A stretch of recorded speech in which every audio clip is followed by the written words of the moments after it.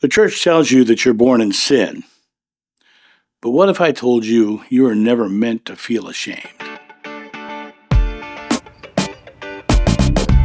Hey guys, it's John sitting here in my living room on a rainy day outside enjoying a fabulous mug of John Show coffee. Thank you very much. One of the things the Catholic Church is very good at is making people feel guilty and ashamed. It's actually the basis of a lot of their teachings. You're born in sin, you're a sinner, you're told that you're a wretch, even in Amazing Grace. You're told that you are unworthy and that you should feel guilty for the death of Jesus. But what if I told you you were never meant to feel that way? The dogma of unworthiness is something that is foundational in the Catholic faith. Being foundational, it became the foundational subconscious beliefs of its followers. I did over 1,000 private sessions last year, and the majority of those people were recovering Catholics dealing with the guilt and shame of their belief system.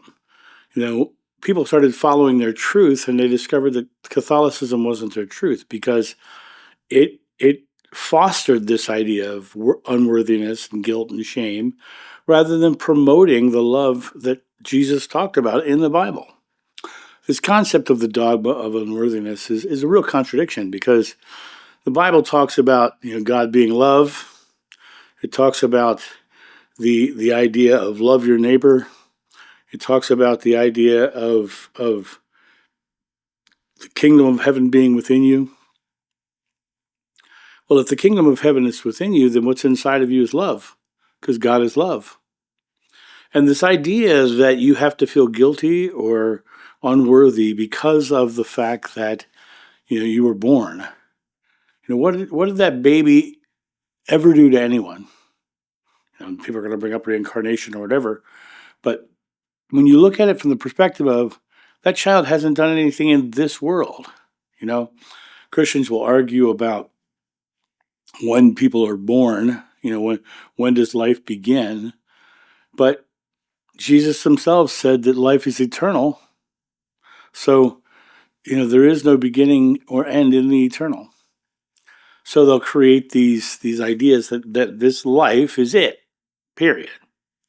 Well, if this life is it, then nothing you did before this life can you be guilty for. Because they don't believe in reincarnation. They don't believe in those things. Nothing prior to this life matters. And so that means you can't be born in original sin because nothing before this life matters. Nothing before your experience here is, since there is no reincarnational cycle in Christianity, nothing before this life can you be blamed for. That's a huge contradiction. They're telling you that you're responsible for the death of Jesus. They're telling you that you're born in sin and horrific unworthiness that you should be damned for unless you repent and redeem yourself throughout your entire lifetime. Well, it makes no sense.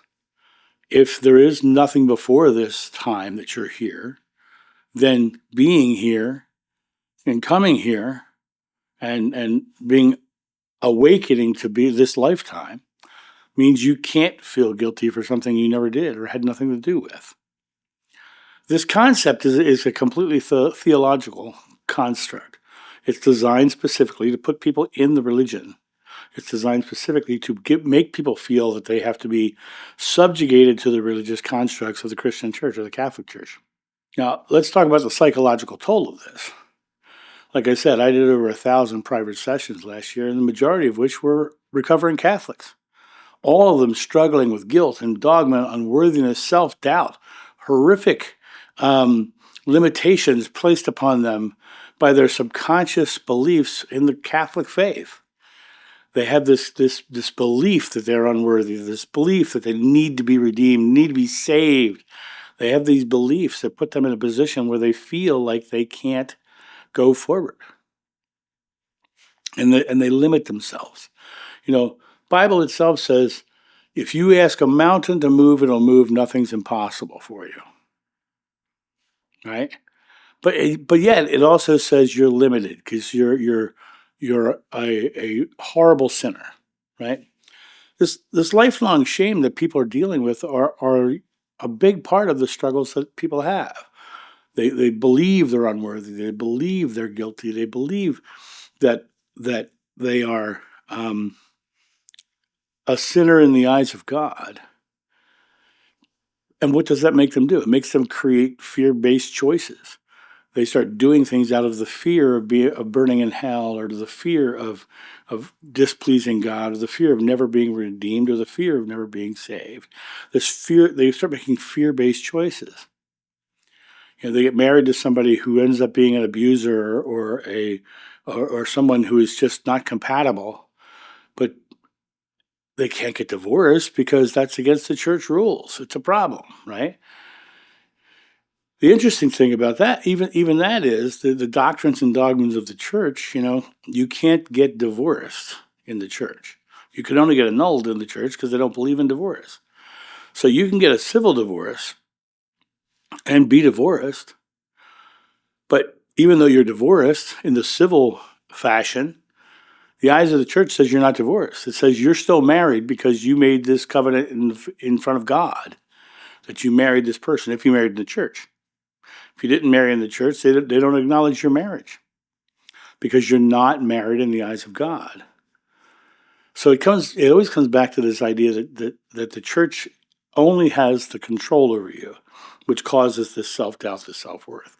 Another thing it does is it gives you the ability, or the lack of ability, to trust yourself.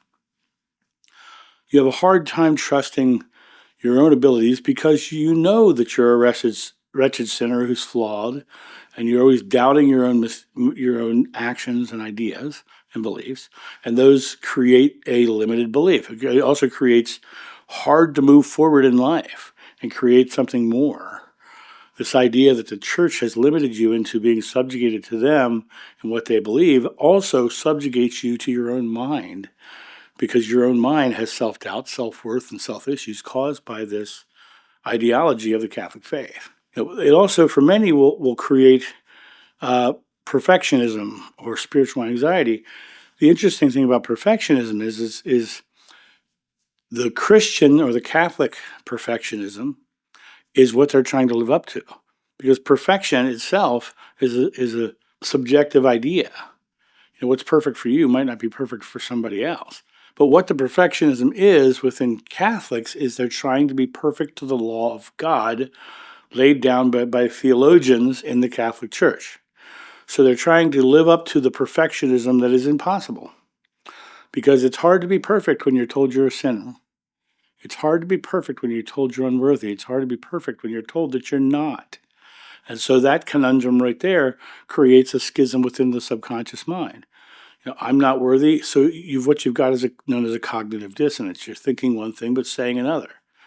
And this idea of perfectionism, the spiritual anxiety of not being able to get to to meet God face to face, to all those things.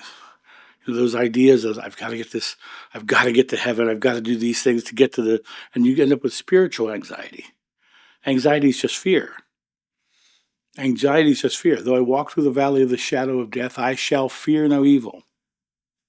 Right? And even Buddha said the secret to enlightenment is the eradication of fear. Now, those of you who are afraid of and trapped in your Catholic upbringing, the fact that I just mentioned Buddha will negate everything I'm saying. Because in the Catholic faith, the rule is that Jesus is the only way, and to mention anybody else is wrong. So once again, it's a subjugative ruling by the church that our way is the only way. Over 70% of the world are not Christian. Not Christian, not even Catholic, Christian. What makes the 30% the right way and the only way? That's a question to ask yourself. And now, a quick word from our sponsor. Coffee Time with John.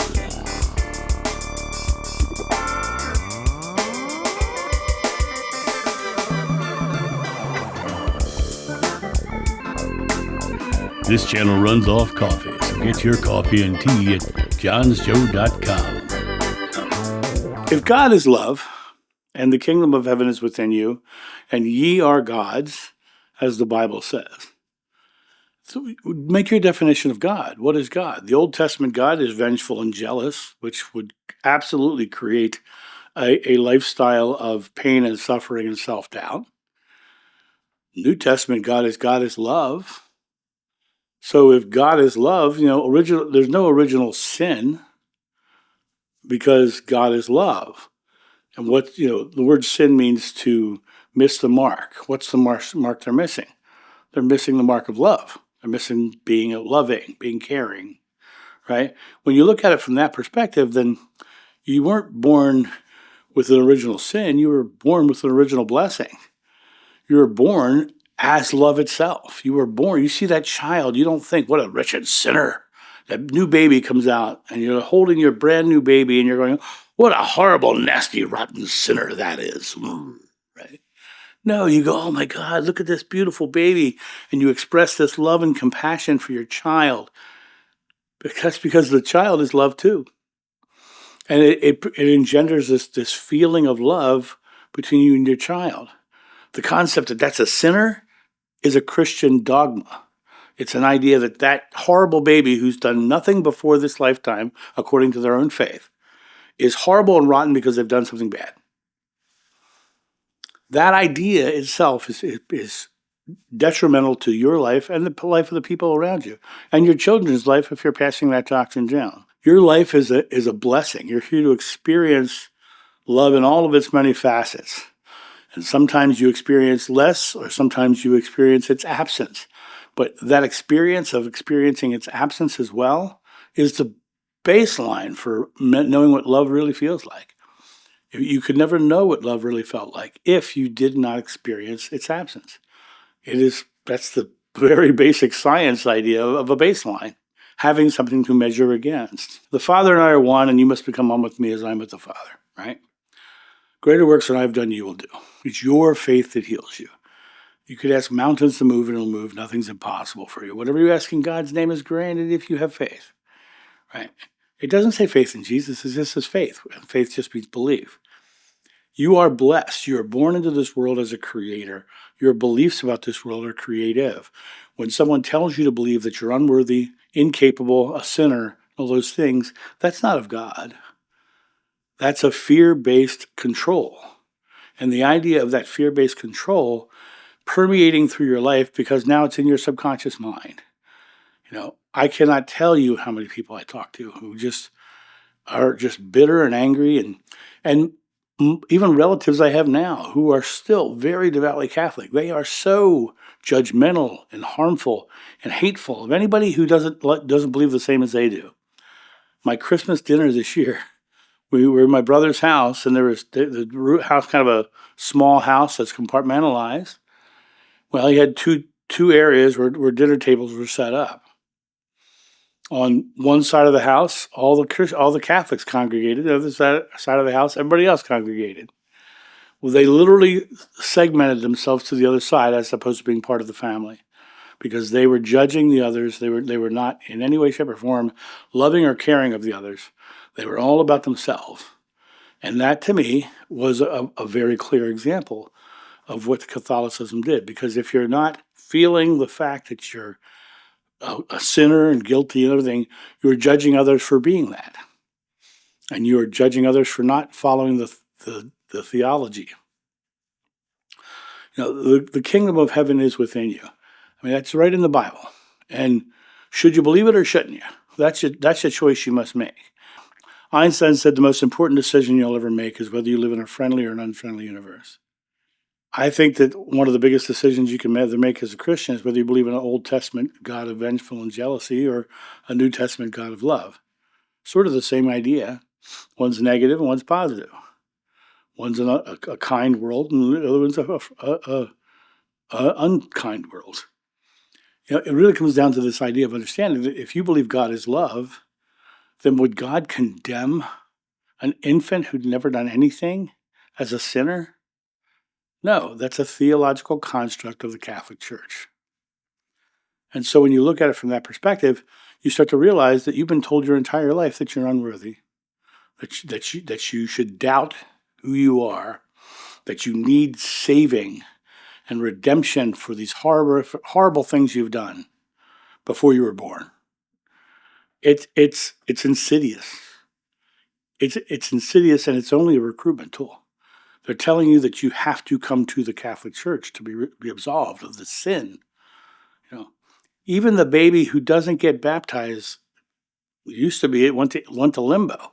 People started getting mad. What do you mean, the baby went to limbo? They just stopped talking about limbo because it was not popular.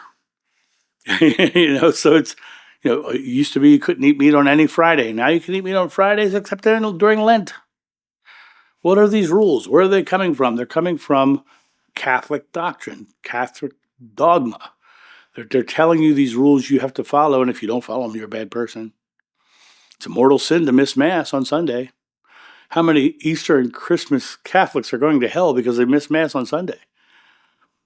That's an important thing. Those are the rules and regulations that absolutely have nothing to do with God. God is love. God didn't care if you go to a building somewhere and praise his name and drop down on your knees and beg for forgiveness. If God was an external entity, which I believe what Jeshua said that God's one with us, I don't believe that God is an external entity. I especially don't believe in an external male patriarchal God. If God is love, as the book of John says in the Bible, then God cannot be that harmful, hateful, or jealous. When you go through life scared of burning in hell, then you're going to live a life of fear and anxiety and stress. Though I walk through the valley of the shadow of death, I shall fear no evil. And yet the church promotes fear-based ideologies.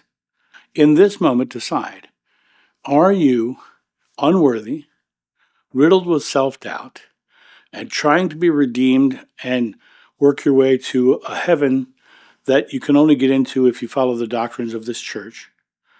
Or do you believe God is love and that we can create a loving world and bring the kingdom of heaven to earth, bring love here? The churches aren't doing that. The churches are promoting fear-based ideologies specifically to create more people in their church. And when you look at it from that perspective, you start to find out very quickly that your ideology that has been given to you has become now subconscious. And to break the subconscious mind, you've got to make your own conscious choice without fear of retribution. Because the church's big tool for keeping you in the faith is retribution. They're telling you you're going to burn in hell. They're telling you that you are going to be taken over by demons or devils or all those stuff. The reality of it is that you don't need a church to be loving. You don't need a church to love your fellow man or woman. You don't need a church to be kind to someone. You don't need a church to love someone. You don't need a church to tell you you have to be married. That's a Christian dogma, the doctrine. Those ideas of marrying people as a couple. It's not natural.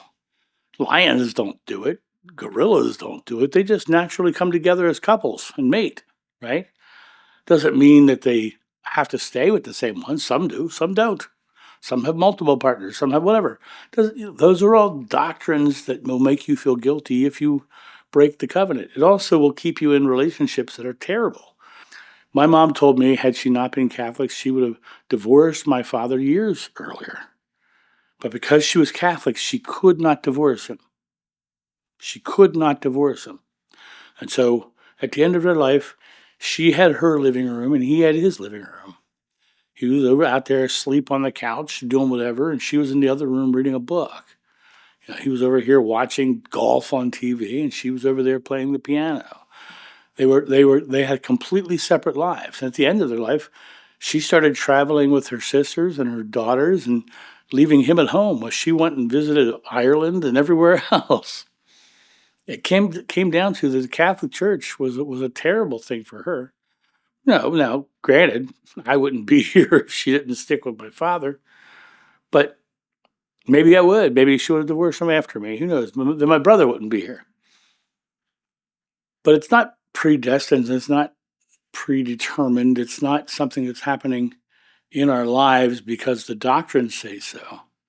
The doctrines are of the mind of man, and those doctrines of fear and anxiety and stresses are keeping you from living up to your fullest potential, recognizing that the kingdom of heaven is within you, that ye are gods, that you have the ability to create a loving world around you by simply being loving. Do the things you love, live the things you love, express the things you love, let people see you doing those things so that they can make loving choices themselves. That is the message of Jeshua. That's the message of Buddha and Krishna and everyone else. That is be love. Be love in the here and now. And that's my thought on this. You guys have a great day. And I'll talk to you soon. See ya. Bye.